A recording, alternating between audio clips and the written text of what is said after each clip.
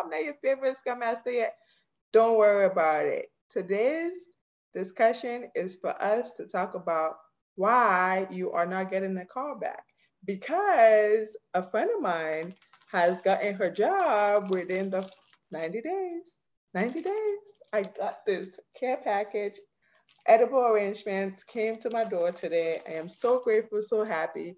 And because of that, it inspired this video. I just really want to come back and help people that are struggling. If you've been in the job market for the past 3 months or more, you're not, one, not getting a call back, or two, not even getting to the second process, or your resume has not even been looked at by anybody, well, let's talk about it. There might be opportunity for you to literally do a retrospective of what is working, what isn't working, and what are some actions that you can take out of our conversation here today and implement it. The big part of me sharing this information is so that you can take action and improve your process, okay? So I'm gonna go ahead and share a Trello board. It's a little different from the Miro board, but I think this would be really helpful for you to get to follow the conversation, all right? One of the first tips that I will say you need to be able to do is have a recorder, a voice recorder to record yourself speaking by yourself, because you get to really know whether or not you know what you really do know. If you don't want to use the voice recorder, that's fine. Talk to a friend, talk to somebody who does not know anything about Scrum or Agile. If you can literally explain Scrum or Agile to your grandpa or your grandparents, 5-year-old to a 5-year-old, can you be able to explain Scrum or Agile to a 5-year-old?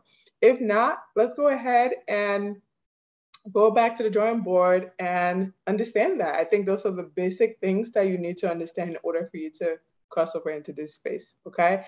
So the next part would be practice, tell me about yourself, all right? That is a question that all jobs, it doesn't even, not just a Scrum Master job, all jobs always ask, tell me about yourself.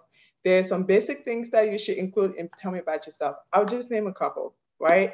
One is, who are you? Let your personality shine. Who are you? Who's Anna Bangham? Okay.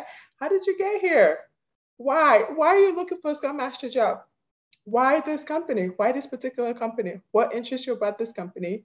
What is something about their mission or vision that draw you to come here? Besides the point that you need a job, right?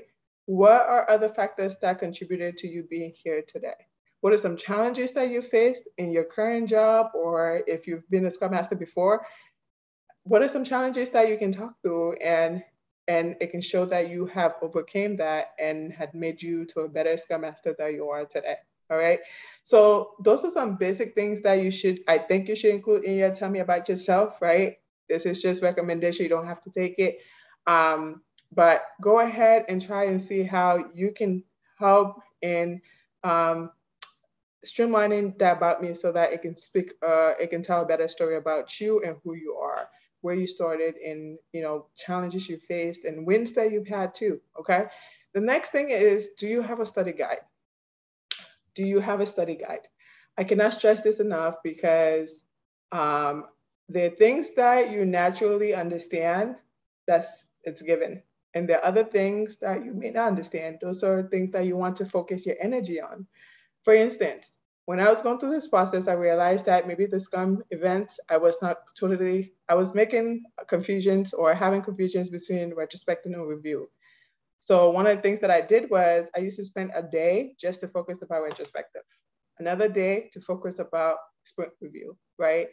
That helped me to build my confidence. And so I knew the differentiations from both, and I no longer made excuses, or no longer made mistakes as far as like which one is which.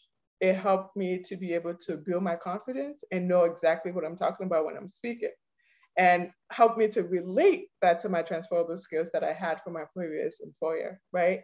So it's important for you to identify, what are your weaknesses? Are you having a weakness in just speaking out loud? Then, hey, are you speaking on the mirror? Are you writing stuff out? Like, what are some of the things that you're doing to really understand how you learn? How do you learn? You need to have identified how you learn in this process, okay?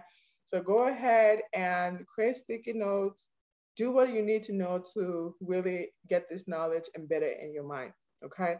The next thing I will say is podcasts. You need to be able to listen to podcasts at least once a day. Listen to podcasts, fill out the gaps in areas where you normally would be playing music, right? just replace that with podcasts. Even if I'm going down I was going down the street for 5 minutes, I'll put a podcast on and listen for 5 minutes, right?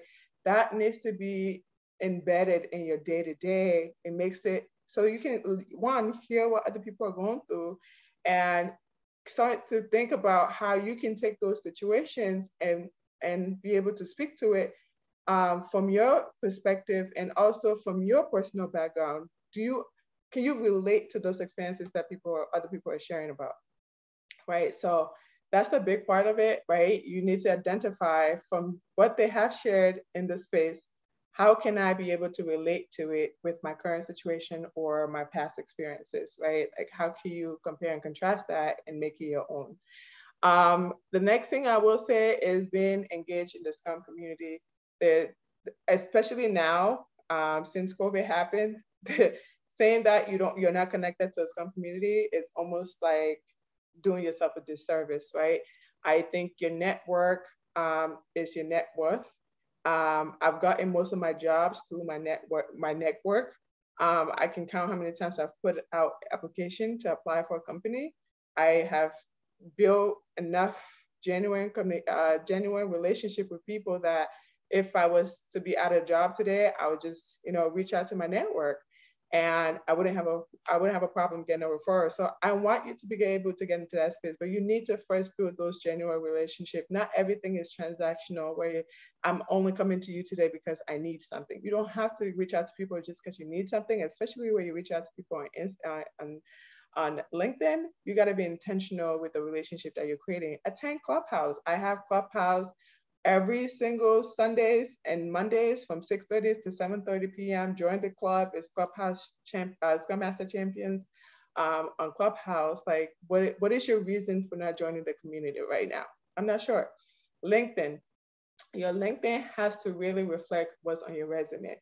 And you need to be able to articulate what's on your resume. There are times people go on interviews and they don't know what's on their resume. And when they ask particular situations where how you've handled a certain situation, you're not able to speak to it. And it can tell that you're not ready, you're not prepared, and you never want to allow something as much as your resume to disqualify you for a role that you're capable of doing. So make sure that you're also refining your resume to reflect the type of job you're looking for.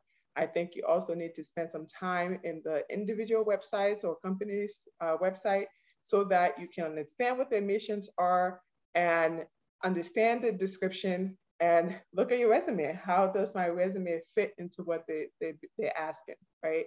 You got to insert yourself there. So I hope that helps. The last one that I'm going to talk about is attending interview preps, right? You can pay for interview prep sessions. I have a friend who does interview prep sessions. I typically just have my students attend there, and I also attend there.